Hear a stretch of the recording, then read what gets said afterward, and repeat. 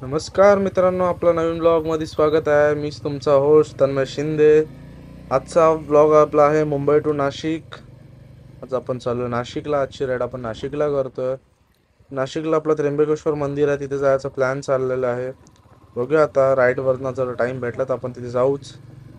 बाकी आता वाजलेले आहेत अराउंड काहीतरी 6:30-7 झालेले आहेत. आता जस्ट मी नाश्ता वगैरे केलेला आहे, पेट्रोल वगैरे भरलाय आपण टँकमध्ये. टँक फुल आहे. आता पाऊस वगैरे पडेल असं काय वाटत तर नाही आहे, कारण बघू शकता तुम्ही ऊन दिसतोय राईट हँड साईडला. तर बघूया किती टाइम लागतोय ते, कसं काय ते. अराउंड मी जेव्हा चेक केलं मुंबईवरनं दाखवते 4.5 तास दाखवतात जाण्यासाठी. अराउंड 180 किंवा 190 किलोमीटर्स आहेत वाटतं. तर किती मिनिटात आपण कव्हर करू ते बघूया.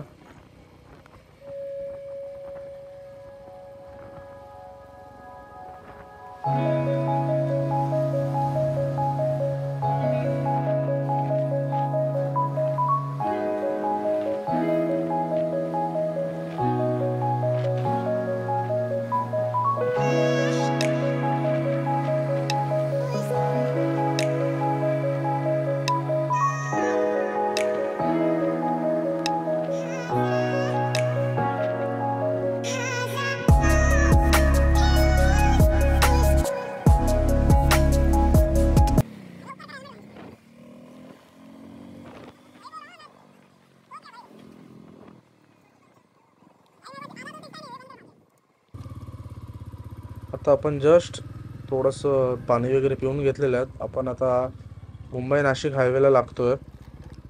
बाकी इथून तुम्हाला मी चांगले नजारे भेटतील, थोडं आपण बोलून घेऊया. बाकी मध्ये मध्ये मी फास्ट फॉरवर्ड टाकत जाईल, कारण की ब्लॉग जास्त मोठा होऊ नये म्हणून मध्ये मध्ये थोडंसं तुम्हाला व्ह्यू वगैरे देत जाईल कसं वाटतं ते.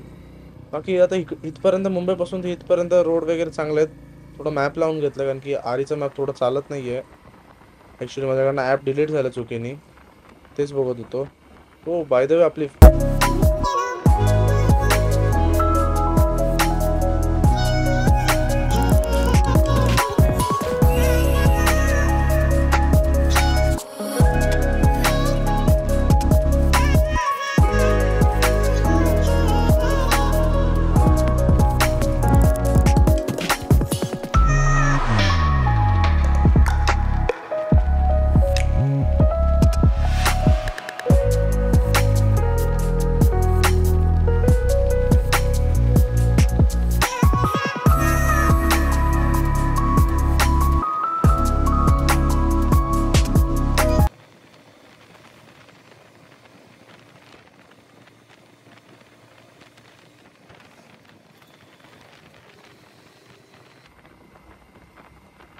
मी तेच बोलत होतो की पाऊस पडून फक्त 1.5 हफ्ता झाला, तरी तुम्ही बघू शकता किती सुंदर असा व्ह्यू येतो.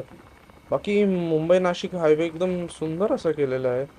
खड्डे वगैरे एवढे काही जास्त नाही आहेत. एकदम बघू शकता किती मस्त असं एकदम थंडगार हवा येते. दोन्ही साईडला रोड एकदम खाली आहेत. काही क्लाउड वगैरे असं वाटत नाही वेदर की पाऊस पडेल आज. नाही पडलं तर बरं होईल, तर परत प्रॉब्लेम होईल. बाकी आता आपण अराउंड 80च्या याला क्रूज करतोय. आरामशीर क्रूज करतो, असं वाटत नाही की जास्त काही फास्ट चाललोय काय चालू एकदम स्मूथली जातो आपण. बाकी हायवेला जास्त करून मोठे मोठे कंटेनर्स वगैरे असतात. आय थिंक मी बाईक वगैरे कमीच बघतोय मागासपासून. तुम्ही राईट हँड साईडला पण बघू शकता, राईट हँड साईडला रोडला कमीच बाईक्स वगैरे दिसतात. मोस्ट ऑफ कार ट्रक वगैरे दिसतात. बाकी आजकाल बिलबोर्ड वगैरेवरनं खूप सीन चालू आहेत. खूप गोष्टी प्रॉब्लेम झाले मुंबईला. आता ते मध्ये पाऊस पडलेला तेव्हा झालेलं प्रॉब्लेम. तुम्ही बघू शकता लेफ्ट हँड साईडला केवढे मोठे मोठे ट्रक्स आहेत, लोरीज आहेत. बाकी काय सुंदर. बाकी हे पूर्ण दगड आहे वाटतं जागी पूर्ण. काय बोलतो.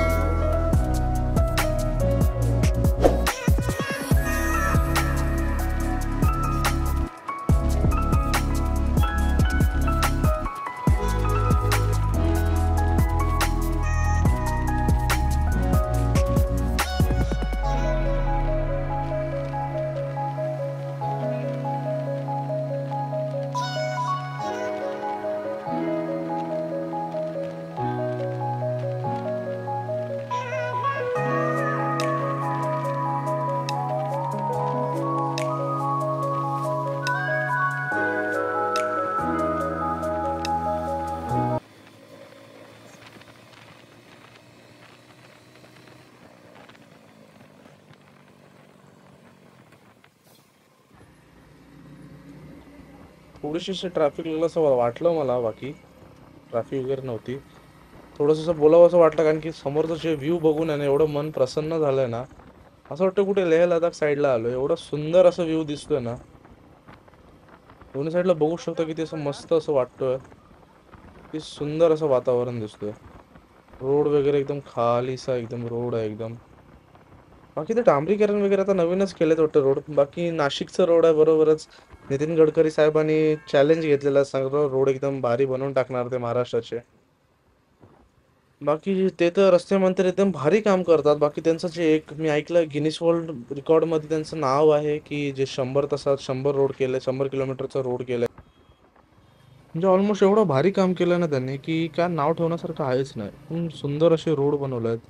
ते तुम्हाला जसं सांगितलं तसं ते वर्ल्ड रेकॉर्ड आपला सॉरी गिनीस वर्ल्ड रेकॉर्ड झालंय की 100 तासात 100 किलोमीटरचे रोड करणार, आणि ते करून सुद्धा त्यांनी दाखवलं. असं पण नाही की फालतू काम वगैरे केलंय.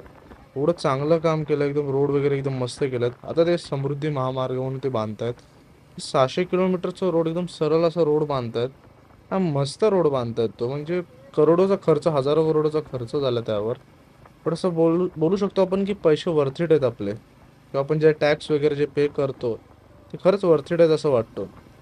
तर सुंदर असं काम केलं. तर तिसऱ्यांदा पण त्यांनाच पद भेटेल अशी गॅरंटी आहे, 100% अशी गॅरंटी वाटते त्यांनाच भेटेल. बाकी आपले पंतप्रधान तर आता मोदीच होणार आहेत एवढे तर फिक्सच आहे. तिसऱ्यांदा पण तेच होतील, चौथ्यांदा पण होतील आय थिंक. बाकी मी कोणाची बाजू नाही घेत, मी जस्ट माझं एक स्वतःच एक काय बोलतात एक ओपिनियन मानतो असं. आहे काय ना. बाकी ते लेफ्ट हँड साईडला तुम्ही बघू शकता नाश्ता वगैरे करण्यासाठी लोक थांबतात. रेस्टॉरंट्स वगैरे आहेत. रेस्टॉरंट म्हणजे छोटे धाबे वगैरे आहेत नाश्ता वगैरे करायला. बाकी आता मॉर्निंगचा टाइम आहे पण व्ह्यू वगैरे एवढा मस्त येतो ना, जास्त गरमी नाही काय. आणि एक आता ही राईड झाल्यावर मी थिंक तो विचार करते पुण्याला जायचं. आय थिंक मला असं वाटतं पुण्याच्या नंतर येईल ह्याचा व्लॉग. थोडा लेट येईल व्लॉग. बाकी एडिटिंग वगैरे मध्ये टाइम जातो त्यामुळे थोडं लेट येईल व्लॉग असंच वाटतं मला. आपण आता घाट चढतोय. नाशिकचा घाट आहे, तो घाट चढतो आपण आता. घाटवर चढण्यासाठी वगैरे खूप मुश्किल असतो, पण आता मोठ्या सीसीची बाईक असेल तर एवढा काही प्रॉब्लेम नाही होत आपल्याला. जसं की बुलेट आहे किंवा अजून मोठी 350 सीसीची बाईक आहे, 650 सीसीची बाईक आहे. तर एवढा काही प्रॉब्लेम नाही होत. सर जे कमी सीसीची बाईक असते जसं की शाईन वगैरे बोलतो, स्प्लेंडर्स वगैरे, ते 110 किंवा 125 सीसीचे, ते चढण्यात प्रॉब्लेम होतो किंवा कधी जर्क मारून बंद होते, रिस्की असतं. आणि तुम्ही त्याकडे लॉंग रूटला कोण वापरतो. बाकी तुम्हाला बोलल्याप्रमाणे बघू शकता तुम्ही डोंगरावर सुद्धा आता आपण घाट चढतोय तिथे किती सारे टँकर्स वगैरे आहेत. आणि तुम्ही बघितलं असेल ब्लॉगमध्ये तुम्हाला जास्त अजून बाईक दिसली नसेल किंवा बाईक दिसली सुद्धा नसेल. थोडीशी जागा भेटते, थोडं साईडने काढून घेऊया. असं हॉर्न वगैरे मारणं खूप गरजेचं असतं बरं. डोंगरावर हे लोक कधी मोठे ट्रक आतमध्ये दाबतील आपल्याला साईडला आपल्याला माहीत नाही पडणार. आणि त्यांचा रिअर व्ह्यू एवढा क्लिअर नसतो, त्यांना खालची गाडी एवढी दिसत नाही. जसं की आपले उदाहरणार्थ एस टीवाले वगैरे असतात, त्यांना दिसतो सर्व कधी कधी, बट ते लोक जागा देणारच नाही. त्यांना काय कसं असतं, त्यांनाच त्यांची गाडी पुढे घालवायची असते, कधी ते दुसऱ्यांना जाऊ देणारच नाही. असं नाही की प्रत्येक जण खराब असतात, एखाद चांगला सुद्धा असतो. बट आहे तेच. जस्ट 2 मिनिटासाठी थांबलेलो, जस्ट व्हिडिओ वगैरे शूट करून घेतले. बाकी तुम्ही बघू शकता घाटावर किती पिकअप वगैरे, फोर व्हीलर वगैरे. बाकी असे लेफ्ट हँड साईडला वगैरे गाडी पडण्यासाठी ते काय बोलतात, डिवायडर्स वगैरे लावतात, गाडी पडू नये म्हणून. ते लावले पाहिजेत, बिकॉज थोडं रिस्की असतो. या बोलतात शेतांचं नाव घेतलं शेतान हाजीर. लाल डब्याचं नाव घेतलं, लाल डब्बा समोर आहे. पुढे व्हाईट डब्बा आपली शिवशाही बोलतो ती सुद्धा आहे. बाकी घाटावर गाडी स्लो चालवणं खूप गरजेचं असतो. ॲक्च्युली कारमधनं एक बघत होतं कोणतरी, त्यांच्याकडे बघत होतो. जस्ट क्युरियोसिटी असते प्रत्येकाला की अरे हेल्मेटला मोबाईल लावला काय करतोय ते. बाकी लेफ्ट हँड साईडने काढून घेऊ, थोडी थोडी जागा आहे. अचानक कधी पण कोणी मध्ये येऊ शकतो त्यामुळे कसं थोडं बघायला. ॲक्च्युली माझा रायडिंग शूज घातले आहेत ना, तर थोडं ते पाय सटकलं माझ्या साईडला, तर ते बघत होतो की ब्रेक कुठे आहेत ते ॲक्च्युली. आय थिंक गर्दी का झाली आहे, काहीतरी झालं असावं मला असं वाटतं. हो, ट्रक बंद पडला वाटलंच मला. तेच बोलू की अचानक एवढं गर्दी का झाली, ट्रक बंद पडला. घाटात आल्यावर हेच असतं मोठ्या गाड्यांचं की बंद वगैरे पडतात किंवा कधी काय प्रॉब्लेम होतो. आणि मोस्ट ऑफ टाइम वरती घाटावरच अशा गोष्टी होतात, मोठ्या मोठ्या गाड्या बंद पडतात. मी तुम्हाला सांगितलं पण ब्रेकचा प्रॉब्लेम. मर्सिडीज, ती मगाशीच मर्सिडीज आहे जी आपल्याला दिसली ती. बाकी आय थिंक सो इथून रोड खाली असावा. मागासून 15-20 मिनिटं ट्रॅफिकमध्येच गेलेत अराउंड. बाकी मोठे जे ट्रक वगैरे असतात ते किती सावकाश सावकाश चालत असतात. एवढी त्यांना कशी पॉवर जनरेट नाही होत वरती, म्हणजे घाट वगैरे ठिकाणी चढण्यासाठी आहे ना, त्यांना एवढी पॉवर जनरेट नाही होत. बाकी ही जी मर्सिडीज आहे ती मगासपासून आपल्या सोबतच आहे. आय थिंक आपण जेव्हा नाश्ता केला, आय थिंक पुणे हायवेला, सॉरी पुणे हायवे बोलते मी, नाशिक हायवेला जेव्हा नाश्ता केला आय थिंक, तेव्हा ती तेव्हापासून सोबत आहे, ती आतापर्यंत सोबत आहे. तर तुम्ही बघू शकाल आता मला थोडासा प्रॉब्लेम झाला. कसं, कारण की गिअर अपमध्ये होतं. गिअर जर डाऊन नाही केलं तर पॉवर जनरेट नाही होत. कधी पण एवढं लक्षात ठेवा, जर आपल्याला घाटावर गाडी चढवायची आहे तर पहिल्या आणि दुसऱ्या गिअरवर गाडी चढवा, त्यात जास्त पॉवर असते आणि घाटावर चढण्यासाठी कधी पण जास्त पॉवर लागते. इफ तुम्ही तिसऱ्या किंवा चौथ्या गिअरवर गाडी चढवायचा प्रयत्न कराल, ते खूप रिस्की असतो. गाडी रिटर्नसुद्धा येऊ शकते. गाडी चढणार नाही, गाडी रिटर्नसुद्धा येऊ शकते. खूप रिस्की असतो ते. बाकी टर्निंग वगैरे असतो तर सावकाशच घेऊया, आणि घाटावर तर बिलकुल सावकाश घेतलं पाहिजे. आणि कधी टायर स्लिप झालं काय झालं तर पाठून गाड्या येत असतात. त्यामुळे रिस्की असतो थोडं. जेवढं सावकाश घेता येईल तेवढं आपण घेऊ शकतो.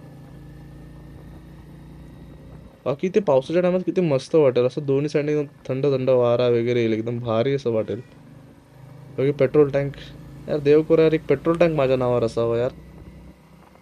तशी मस्ती करतो कसं, पेट्रोल वगैरे भरण्यासाठी विचार करावा लागतो ना प्रत्येक गोष्टी आपल्याला. असं मी एक स्टुडंट असल्या कारणामुळे मला प्रत्येक गोष्टी विचार करून पॉकेटमध्ये जमा करून मला राईड्स वगैरेवर जावं लागतो. वो परत गेली बाजूने आपल्या मर्सिडीज. आय थिंक आपल्या सोबत सोबत येणारच वाटतं ती कुठेतरी. बघी तुम्ही भाई, या गाडीला टायर किती आहेत? या गाडीला टोटल किती आहेत? आय थिंक सो 16 टायर असतात मला असं वाटतं. एका साईडला 8, एका साईडला 8, आय थिंक असं वाटतं. मला असं का वाटतं, हा जो पाठचा ट्रक आहे तो बंद पडणार आहे आता पुढे जाऊन. बाकी रोड वगैरे घाटाचे एकदम मस्त केलेत. बाकी आमच्या मुंबई गोवा साईडला ते जे घाट लागतो आपला, कोणता घाट बोलतो आपण, सुतली खिंड म्हणून आम्ही बोलतो. घाट नाही बोलता येणार प्रॉपर, बऱ्यापैकीच आहे. सुतली खिंड म्हणून बोलतो. ते एवढे सारे खड्डे वगैरे आहेत ना, बापरे, की गाडी नेणं मुश्किल. बापरे, हा दादा काय करत होता नक्की उभारून वरती? आशिकी टूचा, सॉरी आशिकी थ्रीचा सीन करतोय वाटतं. आशिकी टू मध्ये दाखवलं ना ते दोघं उडी मारतात. आय थिंक आशिकी वन मध्ये की आशिकी टू मध्ये आहे, आठवत नाही.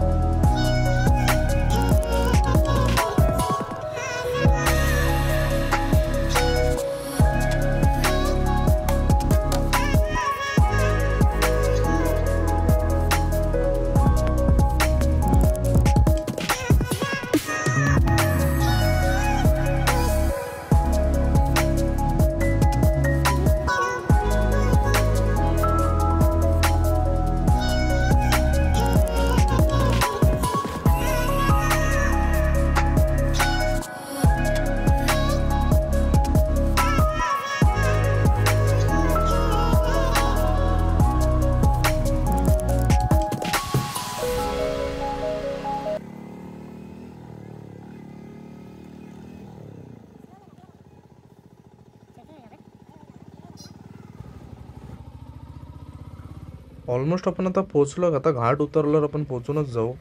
ॲक्च्युली मोबाईलची बॅटरी थोडी लो होते मला, आय थिंक सो. मला असं वाटतं मला पूर्ण व्हिडिओ शूट करता नाही येणार. मी ॲक्च्युली मित्राच्या ह्याच्यावरनं शूट करेल. ओ, पुढे पोलीस पोलीस आहेत. पोलीस बघितलं भीती वाटते यार. सर टेन्शन नाही, माझ्याकडे सर्व पेपर्स वगैरे आहेत. बट तरी पण अशी भीती वाटतेच ना. जाऊ दे, तरी पण आपण चेक करूया, जाऊया पुढे. देते साईडने जायला. अरे यार, वाटलं थांबवलं यार. थांबूया आता, बघूया आता काय बोलतात ते साहेब. थांबवले. काय माहित आता काय बोलतील ते, बघू आता कसं काय बोलतात ते. बोला ना साहेब, काय आलं? अच्छा, ओके, जा बोललात. ओ सॉरी सॉरी सॉरी. मित्रांनो, मला वाटलं की साहेब बोलले थांबा म्हणून मी थांबलो. सो आपलं काय पेपरमध्ये काही प्रॉब्लेम वगैरे नव्हतं. तरी पण असं कसं थांबवलं, भीती तर थोडी वाटते पोलीस म्हटल्यावर. जाऊ दे, आपण थोडं साईडला थांबूया, थोडा आराम करूया. तशी पण माझी बॅटरी लो होते. तर आजचा व्लॉग मी इथे सेंड करतो. आपण भेटूया पुढच्या नवीन ब्लॉगवरती कोणत्या नवीन टॉपिक सोबत. तोपर्यंत stay safe, happy right, bye.